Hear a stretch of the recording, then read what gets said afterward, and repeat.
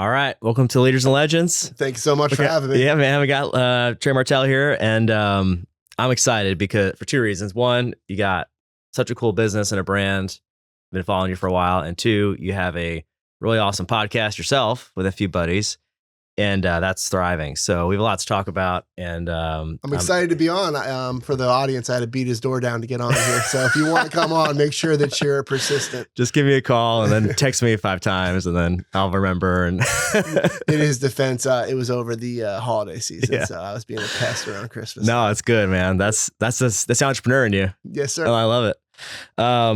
So listen, you've came up in roofing from what I read, from family. You know, you're an entrepreneur for a while now. With the podcast is another, venture you're working on. So like, what is Trey today? I mean, like, why are we here? You know, and how are we here? I guess. I mean, first and foremost, I'm a roofer. I own a roofing company. I do a few other things. You're on the roof. I always have this shirt on everywhere I go. My origin story, I guess you could say, was my father was a roofer by trade. And on the weekends, I would link up with him and I'd help him roof and tear off old, ugly roofs and help him install roofs on the weekends. And that was the way I made a few extra bucks for beer money. Nice. Basically. So I did that over the summers in high school and college. And I learned the trade. And I always thought to myself that there was no chance that I'd ever do this for work. I went away to school. I went to grad school. But by the age of 27, it led me back into the trade. And that's when I started the company, Strong Roofing. Nice. Where'd you go to school? I went to undergrad at Lafayette College. I had a cup of coffee at Stetson Law. And then I went to grad school at Florida State. Oh, nice. All right. Nice, man. Yeah. So that's cool. So you start off from the family sort of apprenticeship, right? Yeah. And you learn the trade, and now you run the company.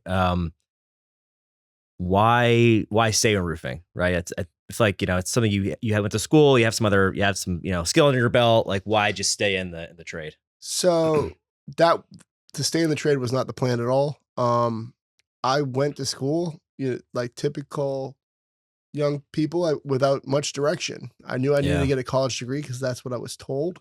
I also got a scholarship to play football. So that the driving force the whole time was the football. And also, I got good grades, but I never knew what I wanted to do. So I tried law school. I tried grad school, kind of prolonging the inevitable to make my decision. When I got out of grad school, I started another company for a couple of years. So with a couple buddies, and that lasted for 2 or 3 years. On the tail end of that, I was 26, 27. I still didn't know what I was going to do next. The original idea was that I would go get my roofing license, which my father never had, and I'd be able to pull a few permits here and there, kind of like get some cash flow coming in while I figured out my next move. But once I got my license and we did a couple jobs led to a couple more jobs, and I kind of took a step back, and I thought maybe I should learn the business side of roofing and give it a real go. Yeah. What was the hardest part in going from working in the business to working on the business?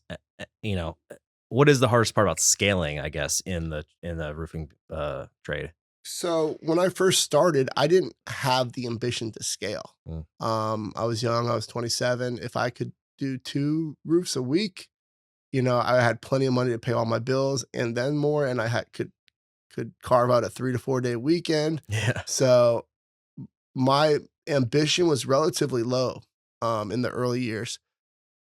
The turning point came in about 5 years into the business when my lead foreman, his name is Daniel.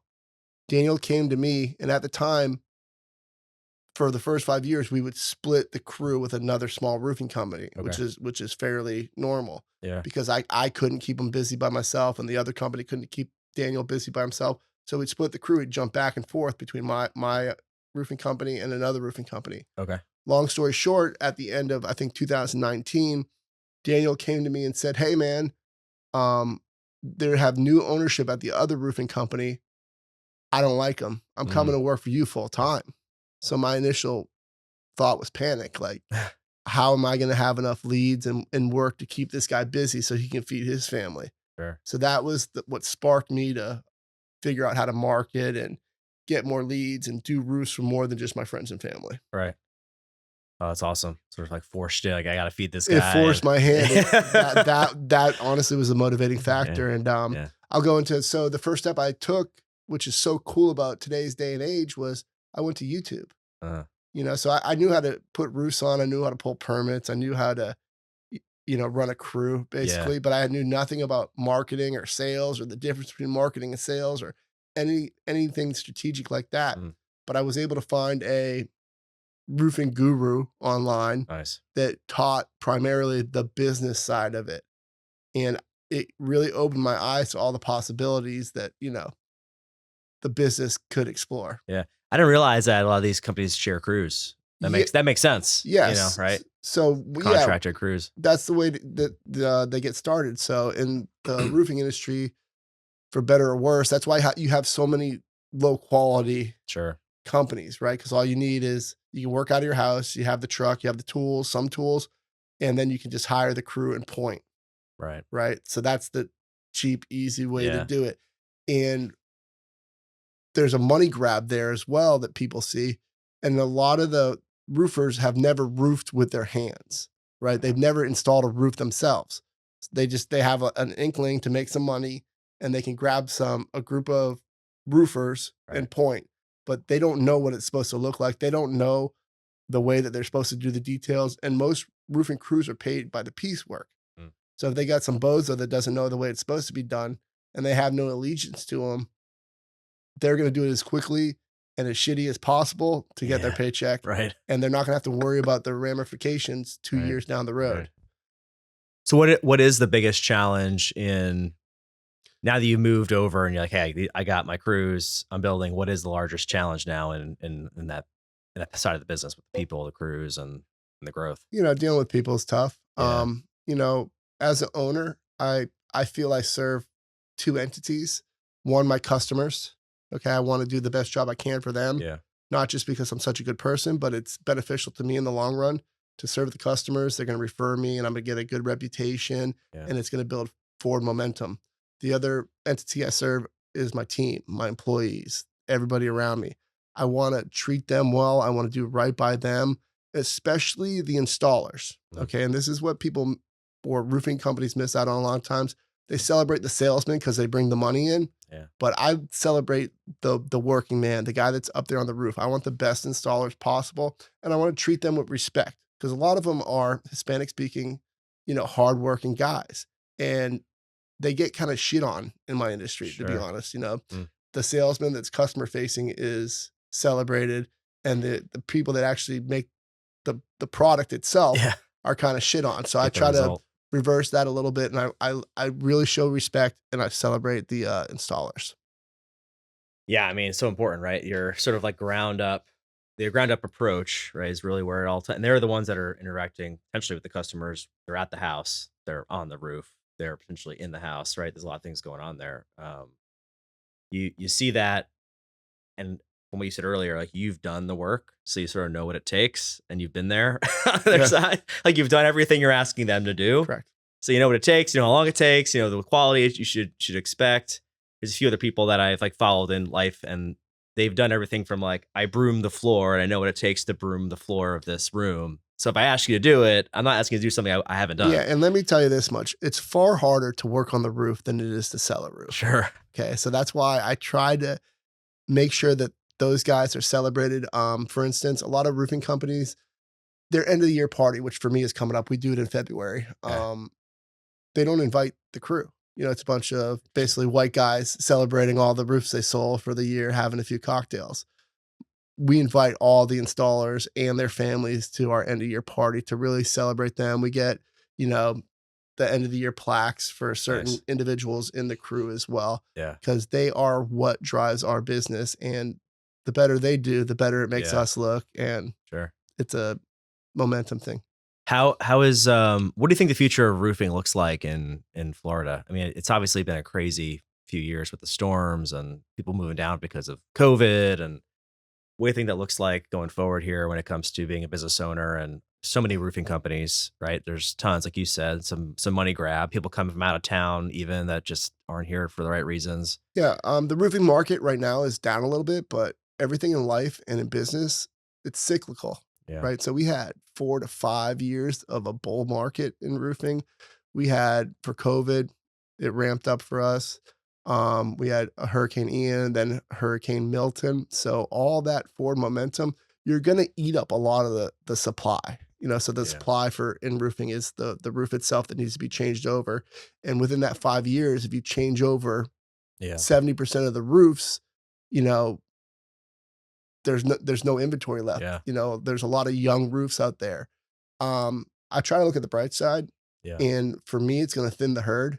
Sure. A lot of these roofing companies, they get that lump sum of money, and they don't know how to handle their finances. So right now, they owe their suppliers, they owe their sales guys. They got the nice boat, they got the nice car, but they've surely mismanaged their money, so they're all going to disappear. Yeah. And that's going to leave the ones that are true and tried standing. Yeah. Building an enduring company, not Yeah. just flash in the pan. Yeah, Yeah. it makes a lot of sense.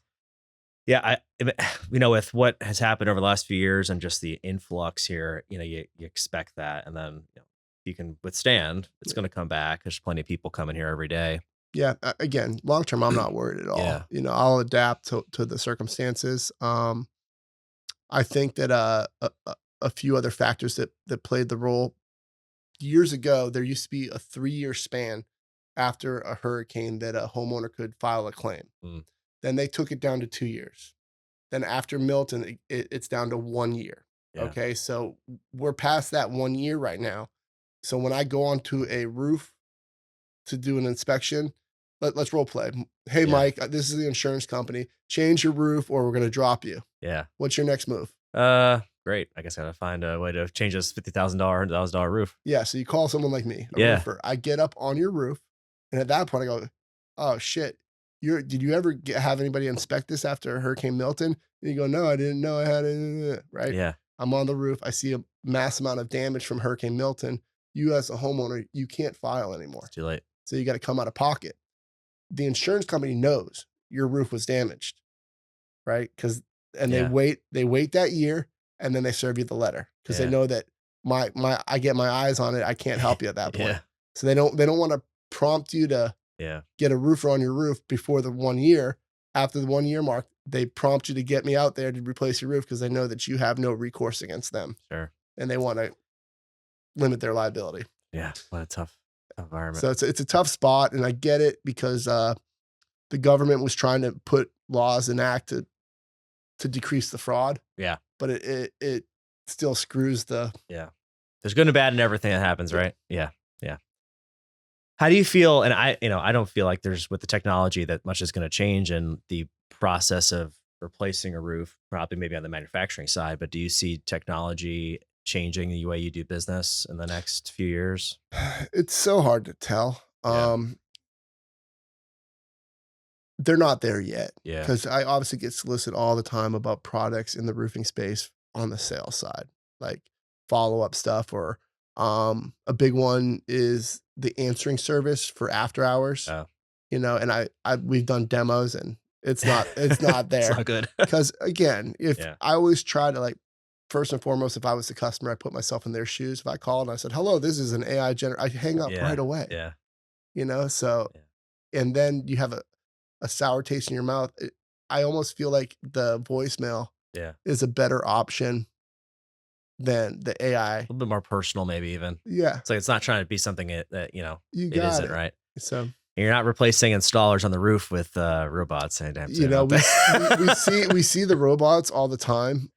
Yeah. There's mock-ups that are online. Yeah. Again, I don't know. I just know it's not there yet. Yeah, And affordably, I don't think, right? and I'm not interested in pounding my head and spending my dollars trying to think I'm getting ahead of the curve with all the AI stuff. Because I'm not. I don't have the patent to any of this stuff. So when it's there, I'll be able to implement it, but it's not there yet. Yeah, I get it. So, you spend a lot of time in the community. You're out at networking groups. You're branded well. You're at all the events. You're gonna get to more. You told me earlier, right? But you also have the podcast, Sarasota Speaks. I was listening to a few episodes, and I re-listened to your first episode with you guys explaining the concept of the pod and hyper local and getting to meet cool people. So tell me about like it's been over a year. It's been maybe 2 years. Gosh, I think it's over 2 years. Yeah. Tell me about that. Like, how has that evolved? And I know is to help meet more people and sort of bring some focus to Sarasota, like the true business community. But from your eyes now, what have you learned, and what's the goal? So funny enough, I came up with the idea, and most things that I come up with, I steal, or Yeah. someone says it on the stage. And when you get these ideas as an entrepreneur, everybody has great ideas. It's implementing the ideas and taking the action and Right. taking the steps. So back to the story with Daniel, I went to a conference because I went down the rabbit hole on YouTube, and then that Yeah. led me to a conference. I'm like, I'll go to a conference. I'll meet some of my peers and see how they do things, and then hear the experts speak from the stage. And at that time, they were pushing this like 4 or 5 years ago. You got to get your face on camera. You have to speak to the camera. This is the future. Video content is the future. And at that time, I was terribly scared of public speaking or speaking on camera. And I thought to myself, I'm never going to be able to talk about roofs by myself without stuttering or tripping over my words or looking like an idiot. I had all the fears that everybody else has. Sure, yeah. And my workaround to that was, okay, I know I got to get my face on camera and talk about roofs. One, I thought to myself, nobody wants to hear me talk about roofs probably. But what they might want to hear is about, local leaders in the community, entrepreneurship. That might be something that they tune into. And I'm able to get a few buddies in that speak better than I do while I get comfortable speaking on camera. Sure. And I'll learn the ins and outs of production, and I'll become familiar with editing and all that good stuff. And that will allow me to speak better when I go the roofing route. Yeah. And it all played out how I expected for the most part. Yeah. What's been the biggest lesson, or, because you've talked to a lot of people. I mean, you've done a ton of episodes with a lot of great people. I've listened to a lot of them. Some of them have been on our pod too. Some great speakers like Don Carlson and others. What's been some of the lessons, or what's the best lesson you learned so far? I'll change your question a little bit. Yeah. I'll go with the unforeseen element of it. When you do a podcast with someone, you become almost like an instant bond, friendship, right? So every time that Michael and I see each other out in public from now on, but there he is. Hey, we're buddies now. It kind of cool. It kind of fast tracks the relationship of having people on the podcast. And, I'll never forget Michael or his name or, Likewise. Yeah. So, yeah, I do believe it's crazy how that happens, but there was a study done about becoming friends and time with some people, and then like extra time with people, and like how deep you go with somebody, and just, increasing your bond with that person because you get to learn more about them. So one of the reasons I started doing this podcast was because a lot of these conversations I have with my clients in my business, that's private conversations. And I'm like, some of these stories need to be out there because you're great people. You need to share your journey. If I start a podcast and you agree to do it, it's public. Like, you're sharing it, right? Which is great. And everyone's got to hear from someone else sometimes that like, I'm in that same position, and that could be me. Maybe to your point about, start the podcast. I'm worried about getting on in front of a camera. Right. And you're like, all right, well, he did it. So what about me? Like, again, I go in front of camera all the time now, Yeah. constantly. And I remember my biggest fear was public speaking. Yeah. Deathly afraid of it. Oh, same. But Isn't that crazy? Once you take the first step, and you feel like an idiot the first few times, Yeah. you feel like less. I still feel like an idiot, but you feel like less of an idiot every time. I hate listening to myself talk, so I don't like to listen to the recordings of myself most of the time. But what is interesting too, one of the lessons I've learned is that the people that do the things you're like impressed with, it's not because they're like, oh, I'm natural at doing that. It's because they've ran towards the things that scare them the most. They're like, oh, it scares me to be on a roof, or it scares me to run a company and lead all these people. I'm just going to run towards that fear and figure it out, right? I agree 100%. Yeah. And when I talk to other people that are aspiring young entrepreneurs, I'm like, you got to run towards it. Yeah. For example, my brother right now, he's in commercial insurance sales. Nice. And I'm like, put your face on camera. You just got to talk about what you know the best. And he wants to give a million reasons why, I'll post it on Instagram, but not on the Facebook, or vice versa, or only on this way. And takes them forever to get going. Yeah. My advice is just go do it. Just go do it. Yeah. You're going to trip over yourself for a while until you figure it out. Yeah. 100%. And when you said, with Daniel, I think, bringing him on full time and it scared you, like, I got to feed this guy. That reminded me of when I was going from being myself as a solopreneur, which in my business you can sort of do for a little while and just outsource some of the work, to hiring the first person. I'm like, I got to make sure that person gets a paycheck. Like, doesn't matter what I get, but like, I have to feed that person. And it's scared the crap out of me. I'm like having that first employee, but now it's just the way you do business. Right. So, yeah, I have an expression for that too. It goes, not only the installers, but the sales guys in my industry, both installers and sales guys. There's a lot of bad actors, from the ownership standpoint. The installers and sales guys get screwed over a lot. Yeah. They get promised money and they get strung along, and then they get stiffed, basically. Sure. So we have an expression, Trey pays, right? I'm looking for an excuse to pay you. Yeah. I'm not looking for an excuse not to pay you. I'm looking for an excuse to pay you. If you do close to what you're supposed to do, there's no issues getting paid. Right. That's good. Yeah, that's what they want. They always said, just don't mess with the paycheck. Yep. Right. You mess with a lot of things, don't mess with the paycheck. What do you think's been the hardest moment as an owner? I know the exact day that I had my worst day ever. Oh, yeah? As a roofing owner. So far, right? Yes. Thanks, man. So this probably was we're 13 years in now. I would say this was probably 8 years ago. Okay. It's probably like year 5 or something along those lines. I was, being that guy that you read about in all the entrepreneur books. I was the trailer tower. I was the accountant. I was the permit puller. I was the project manager. I was wearing all hats. Yeah. But I thought I had made it because I was no longer pounding the nails. I'm like, Right. dude, this is a life. I'm not up there, breaking my back. So what? I can do this all myself. I had at that time I didn't have like a CRM system. I had a calendar and a notebook that I would like write where I'm going at that time and which job I had to inspect, which job we had to do that day. And I was working for a lot of bank-owned properties at the time. They were coming out of the, when the bank took over all the properties during 2008, they were coming back onto the property, and the banks were trying to rehab them and get them on the market. So I had an in with a realtor, and I'm jumping around doing a bunch of jobs. Long story short, I'm trying to get the trailer out of one job, and it popped. The trailer popped off on me. So I sent the address to my guys ahead. Hey, head here and tear this roof off. As I try to screw around with this trailer, I'm cranking and getting it back on. I finally took about an hour. I got it mobile again after I tore off the guy's yard. So I'm headed to the job site. I'm like, damn, this is a shitty start to a Tuesday. Yeah. But we're back on track. I'm driving up to the job site to check on the guys tearing off. Maybe it's 10:30 in the morning. At this point, they've been going at it for 2.5 hours. And I pulled up. I don't recognize the house. And I looked back at my notes. I sent them to a roof I was supposed to inspect for the bank, not the one that they had already approved to re-roof. Oh, geez. So I remember getting out of my oh gosh, my truck, and I just sat on the front lawn. A few tears rolled down my cheek, and I really questioned at that point whether or not I wanted to continue doing it.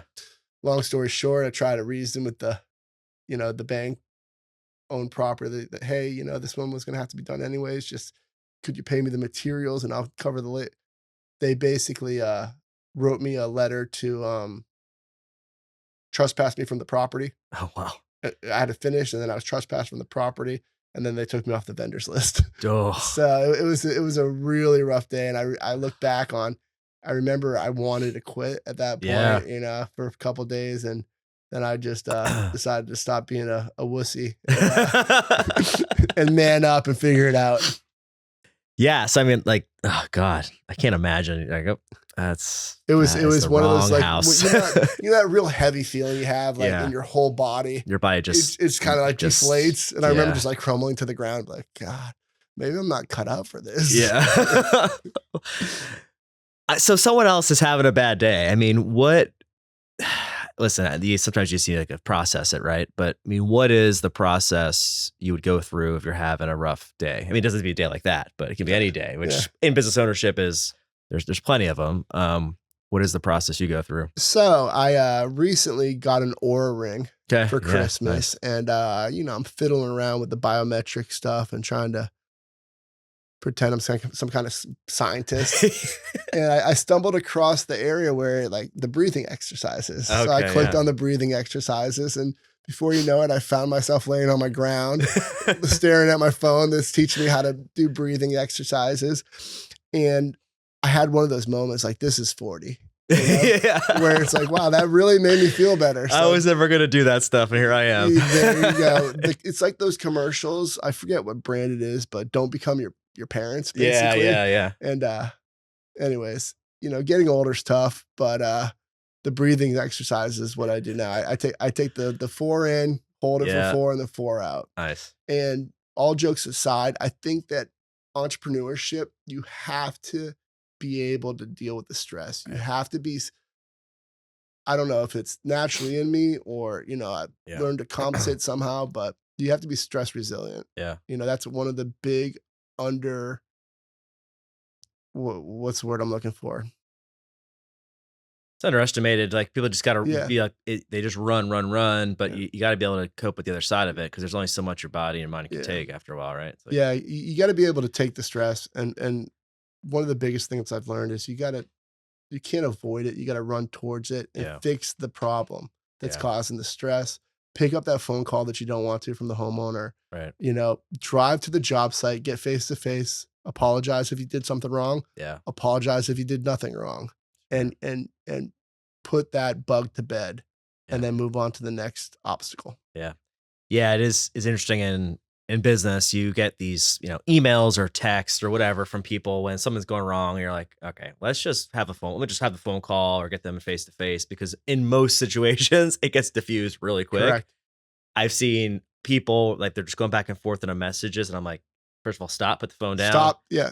Pick up the phone and call them right now. Like, have a conversation. And every time it's solved. Whether it's personal or in business, a lot of times when people are texting back and forth, there's no real animosity there. There's just perceived animosity. So a lot of time. Yeah. Yeah. Whenever you feel the animosity of your text, pick up the phone.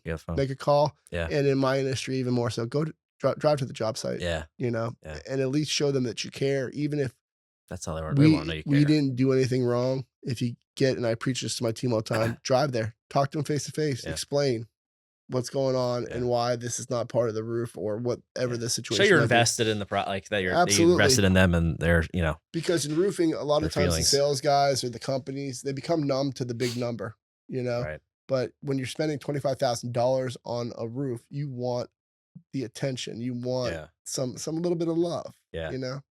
It's the stress, dealing with the stress.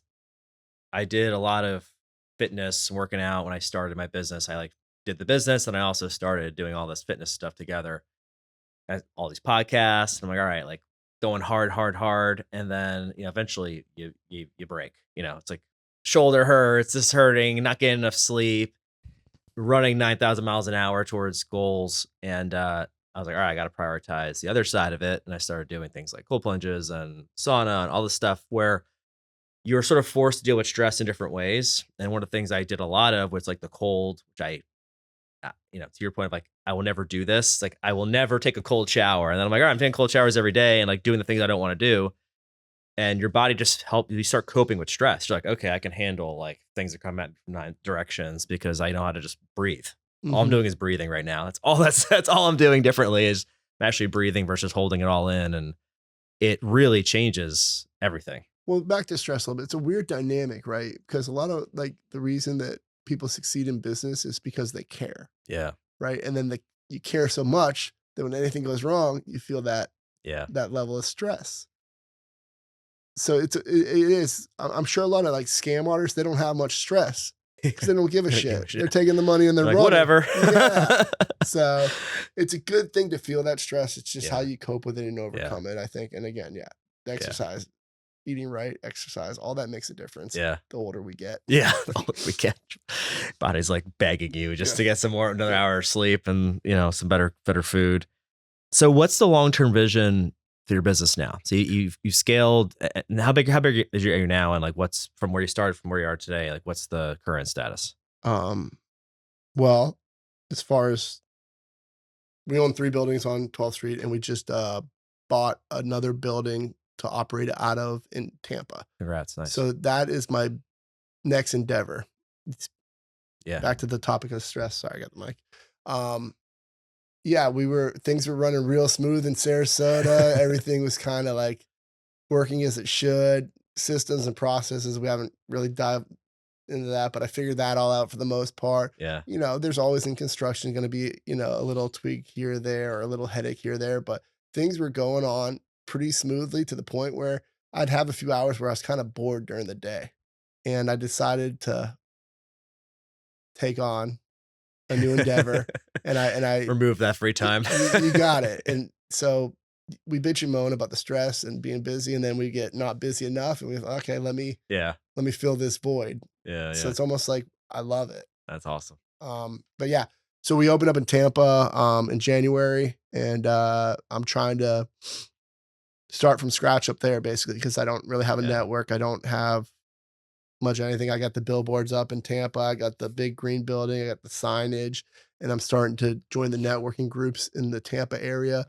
One struggle that I've had, I want to hire the first hire up there to be perfect, I guess, for my sales guy. I haven't found him yet. Yeah, it's tough. So yeah, gotta take your time and hire slow, fire fast, they say, right? So, so is the vision now? Let's say like vision long term. I mean, are we expanding beyond Tampa? Is that just like hey, I can't think about that. If Tampa goes the way I plan, I think that I could open up one more in Fort Myers. Then I could have basically an hour north, an hour south. Yeah. Right. I'd still be able to control it to a certain degree, but I don't think I want to expand beyond that. Yeah. I think that's going to be the limit. There'll be 3. And then from a strategic standpoint, any hurricane that hits the west coast of Florida, I'll be able to service. Yeah. Right. I could pull resources from the other 2 branches and basically have all the sales guys and try to engulf as much inventory right there with trained people that are strong roofing employees. So you mentioned systems and processes, that being your like, hey, you simplified things for you to manage a business before you expanded. What were the things that made the difference in the processes? And was it technology? Was it just having, like a procedure? Technology, and stop being a cheap ass and pay for the technology that helps. Yeah. In the beginning, you're looking to save every dime that you can as an entrepreneur. And I think that to a certain degree, a lot of other roofing companies, they go the opposite route. They take leverage, which is a double-edged sword, and it ends up screwing them because they can't manage the money without leverage. But once they take a loan, they're headed down the wrong path. But I was reluctant to get that initial CRM. Right. And once I got the CRM and I started thinking a different way about process, you can kind of map out your process. You can track stuff better. You can stay far more organized. And we're constantly looking to tweak the process to make it as repeatable as possible to give the customer the best service. Yeah. I am a huge CRM guy. Different sales companies, different things I've done. CRM is like the first thing. I'm like, you need to have a tracking system for like who you talk to, when you should follow up with them. But then more so than that, because if people start in my business and are like not tracking what they're doing, I'm like, you have to track. If you're here, if you want to be here in 3 years, 6 years, 10 years, and you want to know what it's going to take to go from where you're at to the next level, and you don't have any of the data to go back and say, how many people did we talk to before we got like the offer on the job contract to the close, and what was the average close size, to know like what revenue target? How can you do the backwards math? Yeah. And it's the only way I can track. Oh, we want to do this much business and expand to these places. Like, let's do all the math and reverse this out. Say, now what do I got to do every day, and what do we got to do? I have friends in other trades that are still in pen and paper and folders, and I'm like, man, you just gotta bite the bullet and figure this out. Because I'm not the most tech savvy guy in the world either, but once you start doing that, you end up hiring people that are better with the tech, in Sure. my case, that are better with the tech than I am, so they can bring my vision. I know the process, and Yeah. they can type it into the Yeah. CRM and make it come to life. Yeah, you can always find people that are better than, Yeah. I'm not the most organized person. Luckily, Yeah. there's technology and there's people for that. I got my staff for the super organization on the back end. I'm the guy you put in front of somebody and, talk your ear off. But yeah, you got to find the right people and the right tech to make it easy. That is a really cool thing about the business growing is I have people that are better at selling than I am. I have people that are better, more organized than I am. I have better people that can put the shingles into the roof. So you have people at every position that are better than you, Yeah. aside from the marketing. Yeah. No, man, you're the marketing guy. Yeah. Plus, it seems like you enjoy the marketing. I do enjoy the I mean, is marketing. that your favorite part? Yeah, for sure. By Yeah. far, learning about marketing and in my industry, I'm kind of I don't know, thought leader kind of. Sure. I don't pay for any of the Craigslist leads or the what are they called?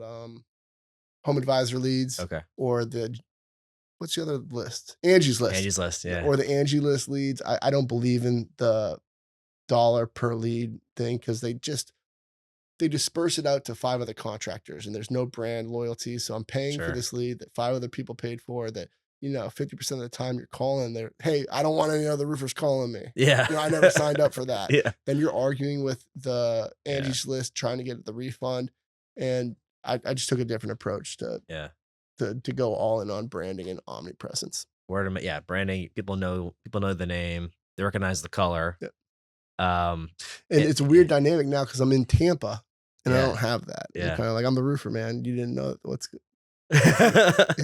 It's gonna happen though, Yeah, because so- you're like, to your point, you're gonna be out there all over Yeah. billboard, and there's people that start generating that. Yep. And at least you have the references too, like Mhm. the Sarasota base of references. It's like not like you just came from nowhere. And I got the playbook now. I got more capital to put behind it. Yeah. So I feel like the growth in Tampa is inevitable. Yeah. It's simple math. When you look at the map, there's just more humans with more houses in Yeah. that market. Massive So market, what yeah. I'm losing for in my base network down here, I'm making up with in sheer numbers of Yeah. supply. Yeah. What how much larger is Tampa for like what we're looking at? I mean, like numbers wise, the data there, or I don't.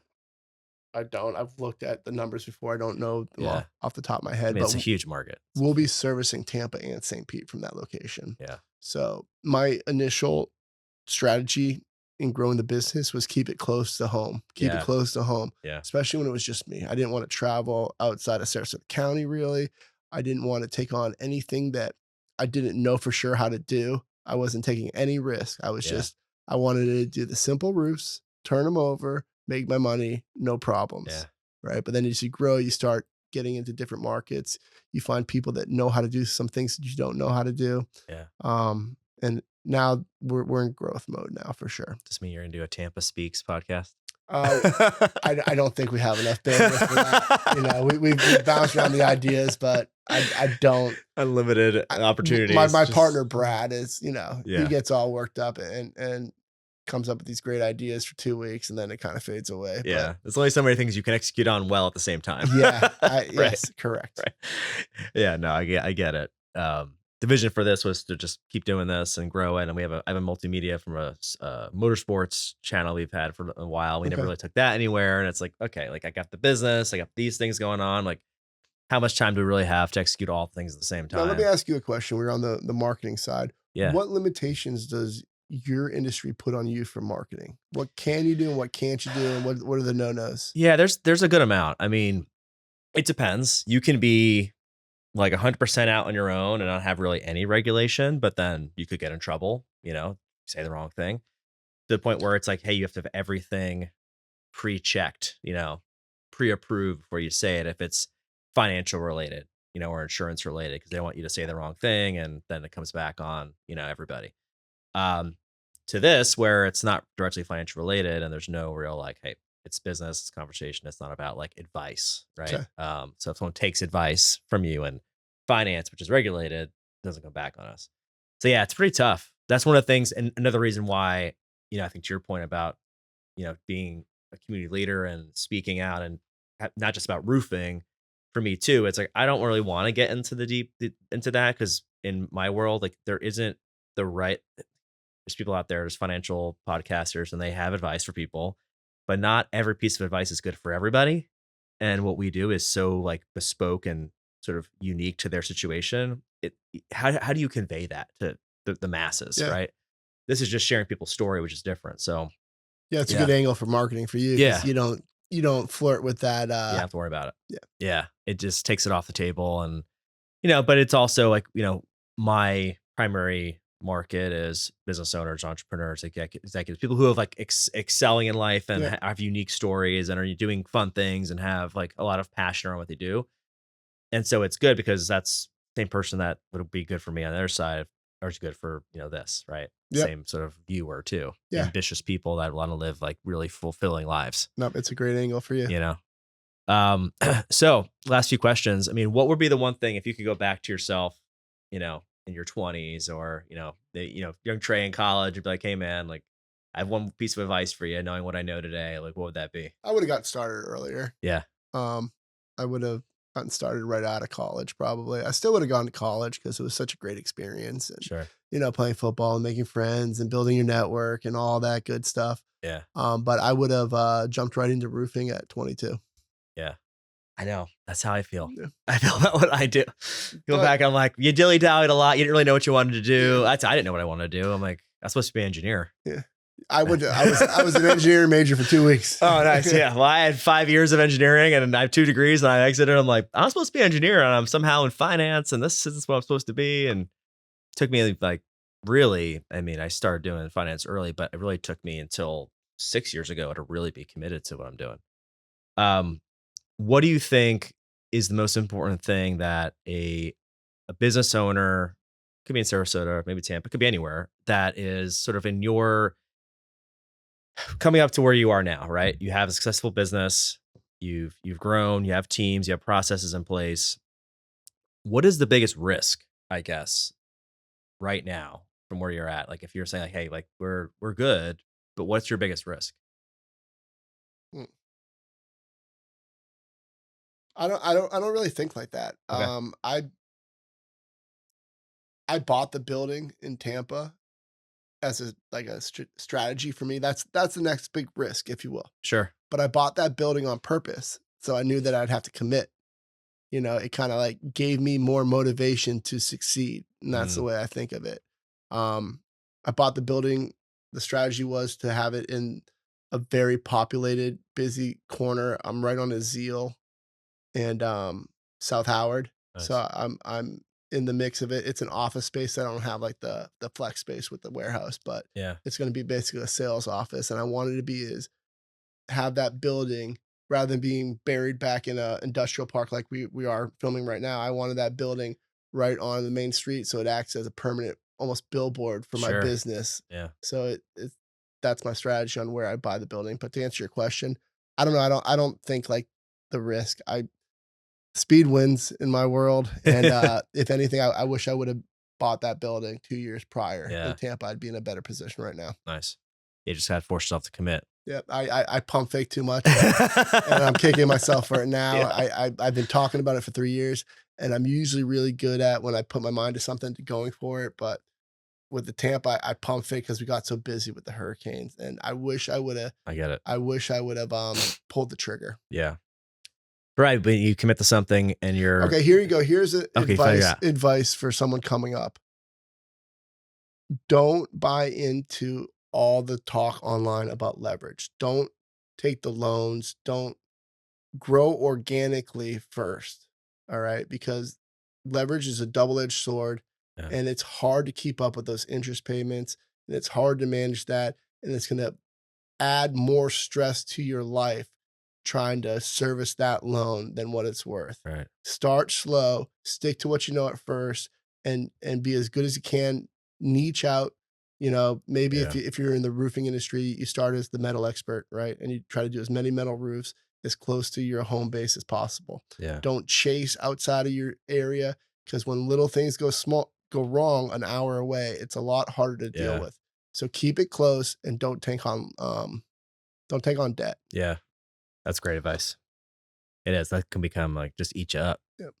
And I like what you said about niching, because you can get more referrals if you're very specific. That's one of the things, we're B&I guys, right? So if you're very specific, there's so many people in people's lives, it's hard for them to just like pick people out. But if like, hey, that person's got a metal roof, I can immediately think of who that is, because I don't know that many people with metal roofs, right? I love that. That was great advice. So what's the legacy for you in the roofing company? I mean, what's your, if you were to say like, this is my legacy when it comes to my business, you want to like leave something beyond you, what is that? Well, I don't know. I just feel corny talking about legacy. That's the name of the podcast. But, it's weird to talk about legacy when you speak about yourself, I suppose. It's okay. When I think about legacy, I think about like Michael Jordan or Muhammad Ali. Hey, man. Something like that. I'll talk about reputation. In Sarasota and Tampa, I want to break what's the word I'm looking for? The negative stereotype of tradesmen and roofers in general. When you think about roofers or tradesmen in general, they don't call back. They don't show up. They're liable to steal my money and take off. All those negative stereotypes, we're the opposite. Yeah. We're going to show up. We're going to call you back. If there's a problem, which there is in construction often, we're going to make it right. Yeah. I eat crow, and I go above and beyond to make things right, even when I know we're not wrong. Yeah. Because I just think, okay, why fight over this pain point for the customer? Let's just go above and beyond. Yeah. We'll make it right. We'll make a fan out of them, and we'll make money on the next one. Yeah. So, I mean, listen, man, that is a legendary thing to say, because that matters. I mean, right? There's so many people that, I'm sure, I don't know how many roofs you've done since you've started doing roofs. Thousands of people put their trust in you with probably one of the most, it's on their most important asset in a lot of cases. One of the most expensive assets. They're not looking forward to it either. They're getting a brand new kitchen. Yeah. They're like, it's covering me. I'm not going to like really like look at it every day, but it is protecting them from all the dangerous things out there, protecting their assets and their loved ones. And it's a huge thing. And there are a lot of people out there that don't do the right thing, just take people's money and whatever. But so you are making a real impact, and it also gives peace of mind. Right. Yep. So, that's a big deal. I mean, don't downplay it, that's cool. You're building something. And I think all the people that, my assumption is that if I was like working on a crew for you one day, I would probably experience that in the crew, that they all sort of feel that, because they're like, hey, Trey cares, Trey's here. He wants us to go the extra mile for these people. Let's go the extra mile, versus like, no, don't do that. Like, just cut the corner. Yeah. You know what I mean? Because that's the culture you're bringing into the. Yeah. So on that point, we got away from it because things were moving so fast after the hurricanes, but we used to have a policy. We would, before the salesman was able to sell, we'd put them on the roof for 2 weeks with the crew to make them experience what it feels like to work that hard, that long, especially in like the summer months when it's hot as shit. Oh, God. Because we want the sales guys to have a higher respect for the installers. Yeah. So I think I might need to bring that back. You should. I like that. Yeah. That's a great initiation. Yes. Trial by fire too. Yes. It's like, you're going to last on this metal roof and at 100 degrees in the middle of summer. It's tough. All right, man. Well, it was awesome having you on. Any final words you have to leave anybody with here? Nah. Thanks for having me. Well, where can we all find you online and social media for the business, the podcast? On all platforms, it's going to be Trey Strong Roofer and/or Strong Roofing. Awesome. And then Sarasota Speax. Sarasota Speax with an X. With an X. Yes, sir. Yeah, you're over there too. Yep. I love it, man. Well, thanks for coming on. Hey, man, appreciate you. I really do. Yeah, of course. Thanks. Yeah, man.